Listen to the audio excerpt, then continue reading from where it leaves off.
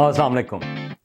ہمارا سورج بہت عرصے سے چلتا چلا آ رہا ہے، بلکہ وہ آج سے تقریباً 4.5 ارب سال یعنی کہ 4.5 بلین سال پہلے وہ بنا تھا. اب ہمارا سورج جو ہے وہ ایک ستارہ ہے. تو جب ہم کہتے ہیں کہ وہ ایک دفعہ بنا تھا تو اس کا کیا مطلب ہے؟ یعنی کہ یہ ہم کس وقت کہتے ہیں کہ اب یہ ستارہ جو ہے وہ بن چکا ہے. اسی طرح سے اب ہمارا سورج جو ہے اس کی عمر بڑھتی چلی جا رہی ہے.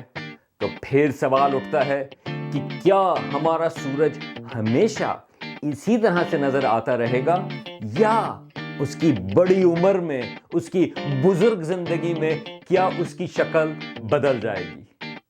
اور پھر کیا ایک وقت ایسا بھی آئے گا جب ہم یہ کہیں گے کہ ہمارا سورج جو ہے اس کا ایک لحاظ سے انتقال ہو گیا ہے؟